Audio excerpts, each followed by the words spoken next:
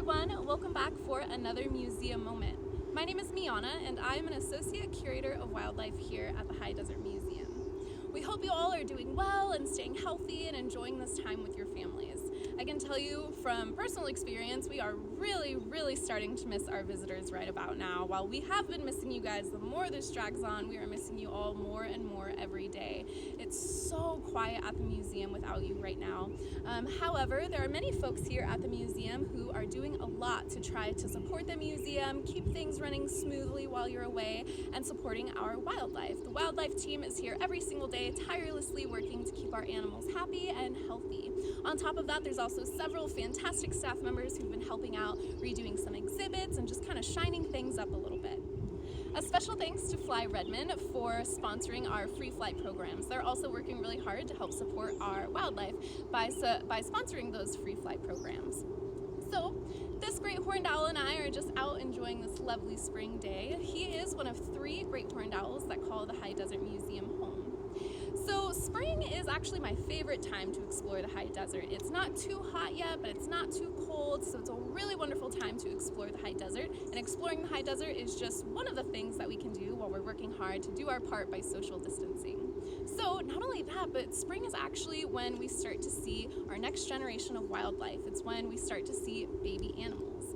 Now, this particular owl is here because he, well, like every animal here at the museum, whether it's our otters, our porcupines, even our reptiles and amphibians, they're all non-releasable. This particular bird is non-releasable because he is imprinted on humans. So basically, what that means is that he was raised by humans from a very young age. So why would an owl be raised by humans from a very young age? Well, there's a lot of different reasons.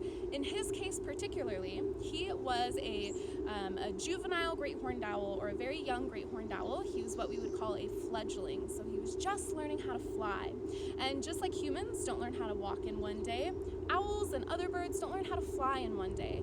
It's quite the learning process. It's a very steep learning curve, and it takes a lot of practice and a lot of trial and error.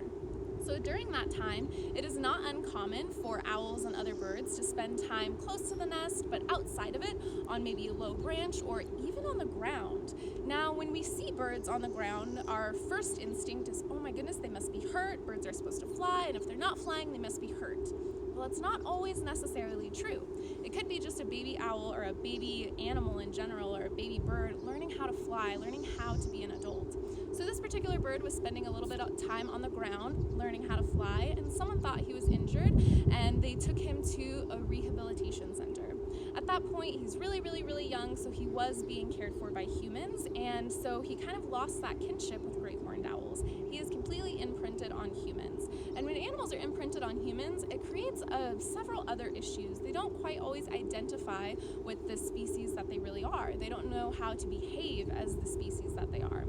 So as an imprinted great horned owl, he is non-releasable. Now, it would be really wonderful if this bird was wild, because ultimately that is where he belongs, is in the wild, but unfortunately, he's going to be in captivity for the rest of his life.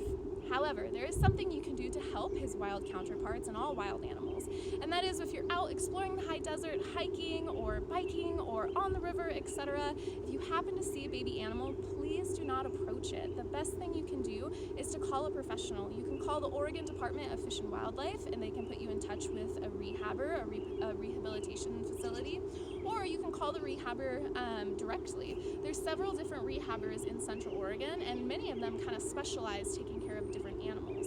So if you call a professional, that professional is trained to come out and assess the situation, and they're the best ones to determine if human intervention is needed. And if it is required, they're trained to do so in a way that's appropriate to give these animals the best shot to hopefully be released back into the wild. The very simple thing you can do to just, remember, if you care, leave it there. It's ultimately the best thing you can do for that animal. Thank you all so much for joining me. Enjoy the rest of your day.